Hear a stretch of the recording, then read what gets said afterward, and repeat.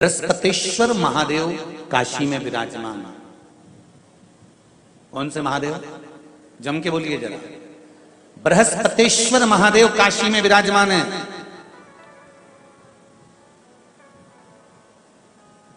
जो अंगूठी में पुखराज नहीं पहन सकते, जिनकी भाग्य रेखा उल्टी चल रही हो, बृहस्पति चमक ही नहीं रहा हो, जिस काम में हाथ डालते हैं वो काम पूरा ही नहीं होता हो, तो एक बार काशी जाना, बृहस्पतेश्वर महादेव का स्पर्श करना, उनका अभिषेक पूजन करना और उनका स्पर्श कर कर एक बेलपत्र ब्राह्मण देवता से मांग कर लेकर आ जाना कि इन बृहस्पतेश्वर महादेव से मुझे एक बेलपत्र दे दो। तुम्हें पुखराज पहना कि नहीं पहना, हीरा रतन माणिक पहना कि नहीं पहना, वो बेलपत्र इतना चमत्कार कर देगी कि जिंदगी में कभी संपदा की कमी आएगी ही नहीं। अगर बृहस्पति नहीं चमके तो बृहस्पतेश्वर महादेव, जहां पर बैठकर बृहस्पति भगवान ने शंकर भगवान की आराधना करी है, रोज गंगा जल जाना, गंगा जल लेकर आना, शिव जी की आराधना करना, एक शिवलिंग का निर्माण करा, उसकी आराधना में बृहस्पति भगवान डूब गए, उसकी आराधना में बृहस्पति महाराज निरंतर लगे रहे और इतनी आराधना बृहस्पति महाराज ने करी, इतनी आराधना करी बृहस्पति महाराज ने कि शंकर भगवान सामने प्रकट हो गए। मांगो बृहस्पति, तुमको क्या चाहिए? कुछ नहीं, केवल आपका भजन। नाम रख दिया, तुम्हारा नाम बृहस्पति रहेगा। बृहस्पति भगवान का एक नाम बृहस्पति भी रख दिया और तुम साधारण नहीं रहोगे। तुमने मेरी आराधना करी है तो देवताओं के गुरु बनकर विराजमान होगे। अब अभी तक 2 भार इंद्र के पास में थे। बहुत ध्यान देकर समझना ये नवग्रह कथा को। 2 भार थे इंद्र के पास। इंद्र देवताओं के गुरु भी बनकर बैठे थे, देवगुरु बृहस्पति की जगह पूर्व में इंद्र ही देवगुरु का पद संभाल रहे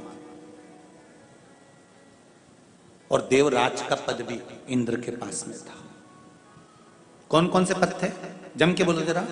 पहला पद देवराज इंद्र का, दूसरा पद देवगुरु, देवगुरु का पद भी इंद्र के पास में था और देवराज का पद भी इंद्र के पास में था। ये 2 पद जब होता है साधारण भाषा में, आप ले लीजिए, किसी के पास में अध्यक्ष का पद भी है, किसी के पास में और कहीं का पद भी है, 2-3 पद उसके पास में विराजमान है, तो उसके पास में 2-3 पद अगर विराजमान है तो फिर उससे अगर एक पद ले लिया जाता है तो उसको अहंकार आ जाता है, उसको गुस्सा आ जाता है कि बताओ अभी तक तो मुझे पूछा जा रहा था, अब तुम तो वो पद पे भी जान दो। जैसे तुम किसी कुर्सी पर बैठे हो, कथा सुन रहे हो और इतने में कोई रिश्तेदार बाहेती जी का आ गया और तुम बढ़िया आराम से बैठे थे और बैठे बैठे इतने में बाहेती परिवार से कोई आया और उसने तुमको उठाया, प्लीज थोड़ा सा, और तुम्हें उठाकर दूसरी जगह बिठा दिया और उन्होंने अपने वाले को कुर्सी पर बिठा दिया। अब बोलो, जो उठा, जिसको उठाया था उसका भगोने जैसा मुंडा हुआ कि नहीं हुआ? अरे बोलो तो। अपन दूर कथा नहीं जाते, कथा अपने ऊपर लेके चलो कि अपन कैसे समझें इस कथा को। बहुत अगर गहन तत्व की कथा सुनेंगे तो समझ में आएगी नहीं। यहाँ से सुनी, यहाँ से निकाल दी, बच्ची कुछ दी, ऊपर से निकल गई और मालूम पड़े थोड़ी देर बाद माताएं कुर्सी पे बैठी बैठी। अब फिर तो अपन तो अपने पर लेकर चलो ना कि जैसे कोई, आप कुर्सी पर बैठ गए और इतने में इनके रिश्तेदार कोई आए और आने पर उन्होंने कहा दिया तुम यहाँ से उठो, दूसरी जगह जाके बैठो। इतने में तुमको बुरा लग गया, बुरा लगा, मुंह भगोने जैसा हो गया, गुस्सा आ गया। उसी तरह इंद्र के पास में 2 सत्ता थी, एक देवराज इंद्र थे और दूसरे गुरु का पद भी इंद्र के पास में था। देवताओं के गुरु बनकर इंद्र घूम रहे थे, पर अब उल्टा हो गया। शंकर भगवान ने बृहस्पति महाराज को देवगुरु बना दिया।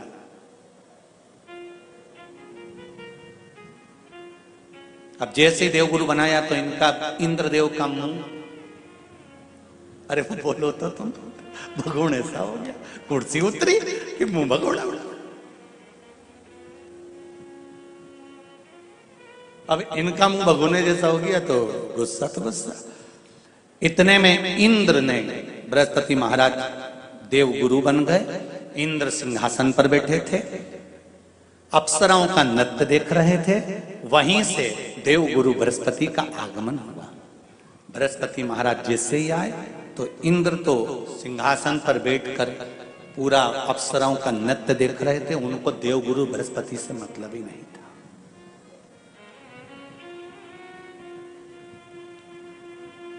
कोई स्थान नहीं, कोई सम्मान नहीं, कोई आदर नहीं, कोई आदर नहीं। जिसको घर के बड़े बुजुर्ग सम्मान देते हैं, घर के बच्चों का भी फर्ज है कि उसका सम्मान बच्चे करें। सही है कि गलत है? घर के बुजुर्ग उसको सम्मान दे रहे हैं ना, घर के बड़े उसका सम्मान कर रहे हैं ना, तो घर के बच्चे कहते हैं नहीं वो तो हमारे लिए गलत सोचता है, हमेशा हमारे लिए अपशब्द बोलता है, हमेशा आड़ा टेढ़ा बोलता है। तो घर के बुजुर्ग कहते हैं तुम्हें क्या करना है, जब हम सम्मान दे रहे हैं तो तुम भी दो, हम आदर कर रहे हैं तो तुम भी करो।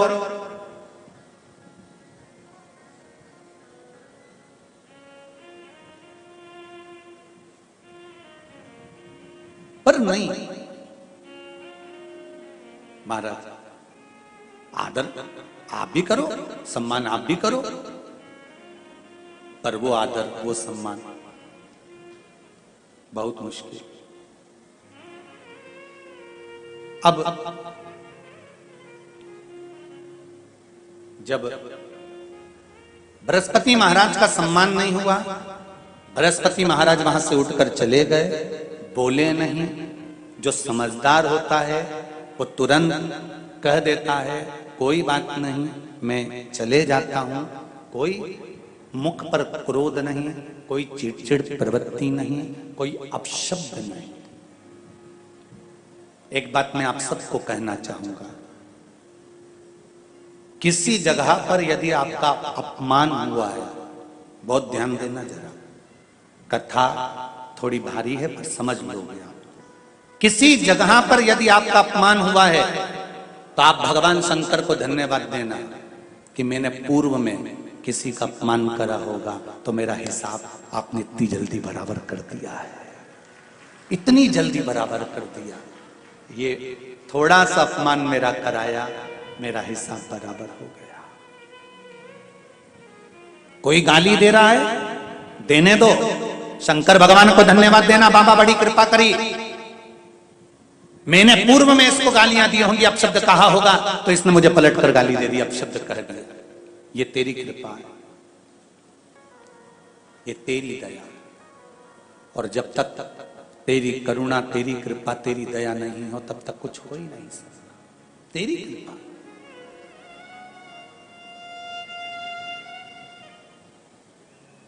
भगवान से कहो हे देवाधिदेव महादेव, मैं ये नहीं कहता कि मुझे रोने मत देना,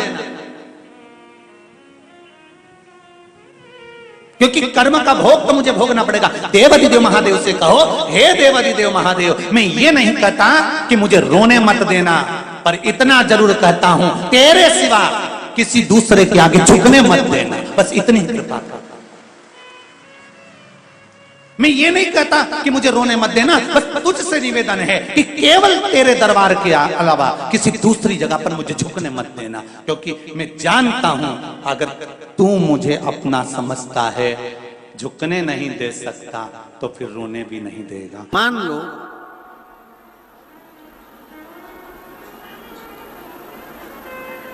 अगर 8 स्थान शरीर के, अष्टवक्रेश्वर महादेव का वर्णन करते समय इस बात का स्मरण रहे, 8 स्थान शरीर के ऐसे हैं जहां का तकलीफ स्वयं अष्टवक्रेश्वर महादेव का 1 लोटा जल अपने नजदीक के शिवालय में चढ़ाकर भी अगर पी लोगे तो वह 8 जगह की तकलीफ अष्टवक्रेश्वर महादेव समाप्त करते जाते हैं।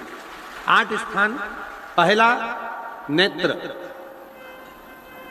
ये भुकुटी के बीच का स्थान, भुकुटी के मध्य का स्थान। मान लो ये भुकुटियां दर्द करती हैं या मध्य में दर्द होता है, उसके लिए अष्टवक्रेश्वर महादेव का जल, मतलब अपने घर के पास जो भी शिवलिंग है वहां 1 लोटा जल अष्टवक्रेश्वर के महादेव के नाम से चढ़ाकर उसका पान, भुकुटी। दूसरा कंधा, पीठ। कई लोग ऐसे हैं जो रात्रि को अच्छे से सोते हैं और सवेरे उठते हैं तो उनका ये दोनों हाथ के बीच का जो भाग होता है वो दर्द करता ही। उस समय पर अष्टवक्रेश्वर महादेव का स्मरण, अष्टवक्रेश्वर महादेव का जल उसका पान। तीसरा, रीढ़ की हड्डी का डॉक्टर बोल दिया कि ये गुरिया खसक गया है, 1 नंबर 2 नंबर 3 नंबर का यदि कोई क्रम खसक गया है तो उस स्थान के लिए भी अष्टवक्रेश्वर। आप ऑपरेशन बाद में कराना, डॉक्टर बोल दिया है आप ऑपरेशन कराओ, मना नहीं है, पर एक बार अष्टवक्रेश्वर महादेव के नाम से दुर्वा बेलपत्र चढ़ाकर, जल चढ़ाकर, सुबह में दुर्वा का सेवन, प्रदोष काल में बेलपत्र का सेवन, और रात्रि को सोने से पहले जो जल अष्टवक्रेश्वर का चढ़ाया हुआ है उसका पान करिए। आपकी रीढ़ की हड्डी का कैसा भी क्रम होगा वो ठीक होना प्रारंभ हो जाएगा। अष्टवक्रेश्वर,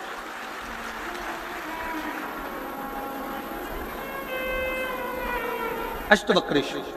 चौथा स्थान बताया, अगर चेस्ट में कोई तकलीफ आती है, चेस्ट में गांठ हो जाए या चेस्ट में कोई प्रॉब्लम खड़ी हो जाए तो उसके लिए भी अष्टवक्रेश्वर महादेव का स्मरण किया जाता है। 2 छोटे छोटे पात्र में जल लिया जाता है, दोनों पात्र का जल एक साथ शिव पर छोड़ा जाता है।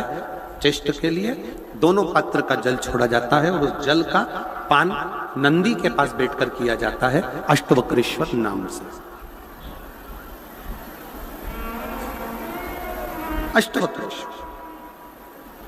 फिर क्रम आया, अगला जो वर्णन आया है, डॉक्टर बोले घुटना बदलना है, घुटने का गैप आ गया है, ग्रीस खत्म हो गया है, दर्द हो रहा है, उसके लिए भी अष्टवक्रेश्वर महादेव का स्मरण करें।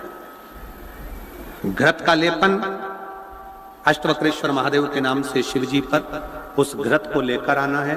उसी घृत को रात्रि को सोने से पहले थोड़ा सा मुख में चाट कर अष्टवक्रेश्वर महादेव के नाम से फिर अष्टवक्रेश्वर।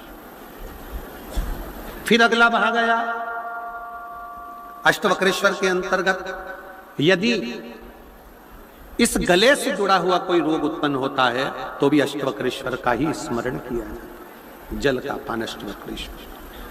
और 8वें स्थान के रूप में जो पिड़ली के घुटने से नीचे के जो भाग होते हैं उसके लिए अष्टवक्रेश्वर महादेव पर 7 दुर्वा, 7 बेलपत्र और 7 अक्षत शिव को समर्पित कर कर दुर्वा बेलपत्र का पान 7 दिन तक लगातार उसी भाव में अष्टवक्रेश्वर महादेव का नाम लेकर किया जाए। अष्टवक्रेश्वर। कभी अगर मौका लगे, शिव की करुणा हो जाए, शंकर की दया हो जाए, आप लोग कभी बद्री विशाल जाएं दर्शन करने के लिए, ऋषिकेश हरिद्वार तक जाएं तो श्रीनगर गढ़वाल से सुंदर कोहला गांव से 10 किलोमीटर की दूरी पर 8 किलोमीटर दूर तक गाड़ी जाती है, 2 किलोमीटर दूर तक पैदल चलकर आप जहां पर बैठकर स्वयं अष्टावक्र जी ने भगवान शंकर के शिवलिंग की स्थापना कर आराधना करी, ऐसे पवित्र स्थान का दर्शन कर अपने जीवन को धन्य बना सकते हो। बोल अष्टावक्रेश्वर महादेव की। 3 महादेव के नाम का स्मरण अच्छे से रखिएगा। पहला, कुंद कैश्वर। बड़े से बड़ा रोग हो जाए, दवाइयां डॉक्टर जो दे उसको खाओ, पर साथ में कुंदकेश्वर महादेव का नाम लीजिए, जांच भी कराइए, दवाई भी कराइए। 2 नंबर का शंभेश्वर महादेव। शंभेश्वर महादेव भगवान नरसिंह को जब क्रोध आया था, भगवान विष्णु ने नरसिंह अवतार लिया था और नरसिंह भगवान को जब क्रोध आया था, शिव जी ने सरम्भ पक्षी का रूप धरकर नरसिंह भगवान को अपने पंजे में उठाकर अलकनंदा नदी में ले जाकर डाला था। इसलिए आज भी जब हम बद्रीनाथ जाते हैं, राइट में पुल पे से जाते समय जो ताप्ती कुंड है जिसमें से पानी गर्म निकलता है, उसके ठीक नीचे एक शिला का दर्शन करते हैं। वो शिला नरसिंह शिला कहलाती है और शंभेश्वर महादेव का स्मरण किया जाता है। शंभेश्वर महादेव क्रोध की संयमितता रखता है, चिड़चिड़ेपन को समाप्त करता है शंभेश्वर महादेव। और 3 नंबर पर है, जम के बोलो, अष्टवक्रेश्वर महादेव। अष्टवक्रेश्वर। ये शिव महापुराण की कथा कहती है, देवी जी का एक स्वरूप अरण्यानी, जो आज भी भारत की भूमि पर कई मंदिर हैं माता के, उसमें एक प्रसिद्ध मंदिर है बिहार में।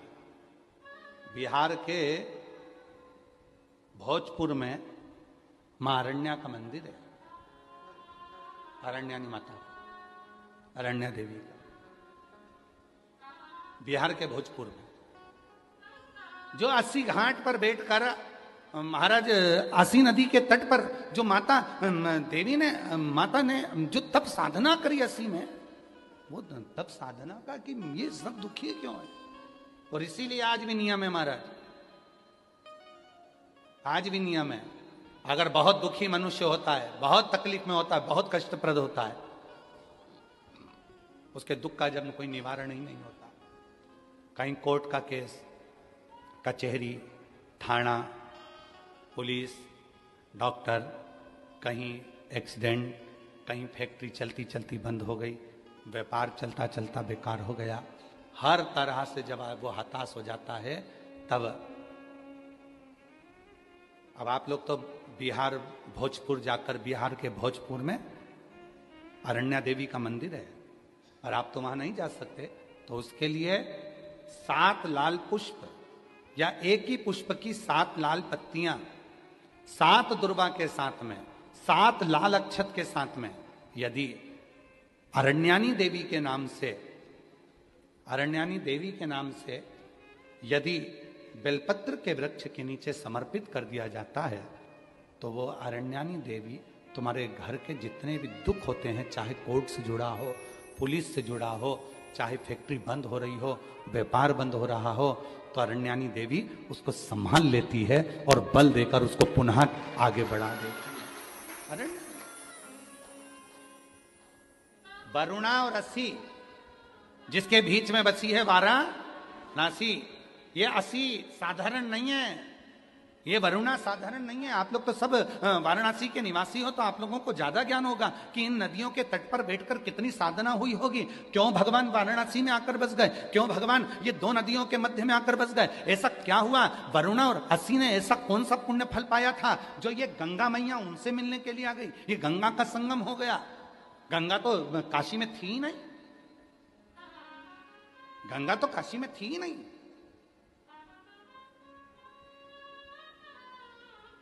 कौन लेकर आया इनको? कौन? ये वरुणा और असी ने ऐसा कौन सा पुण्य कर दिया था जो गंगा को लेकर यहां आ गई? कौन सा आंतरी अनसुईया ने तब कर दिया था जो अनसुईया जी के कहने पर गंगा यहां पहुंच गई? कौन सा तप शनि महाराज ने कर लिया था जो गंगा जी यहां पहुंच गई? सप्त तप की, कल सप्त केशव की बात, पंच केशव की बात चल रही थी, आज सप्त तप की बात है।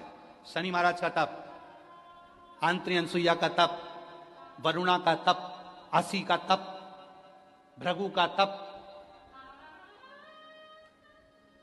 कितने तप है यहां। और उस तप के बल पर कोई गंगा ऐसे ही नहीं आई है। गंगा का तो सीधा सीधा रूट था, गंगा सीधी जा रही थी, पर काशी के लिए मुड़ी फिर चली, काशी के लिए मुड़ी फिर चली। क्यों आई है? कभी विचार करना, वाराणसी में निवास करने वाले कभी विचार करें कि गंगा मैया को लेकर आने वाला, गंगा मैया को यहां स्थापित करने वाला, गंगा मैया किसके कहने पर क्यों आई, किस तप के बल पर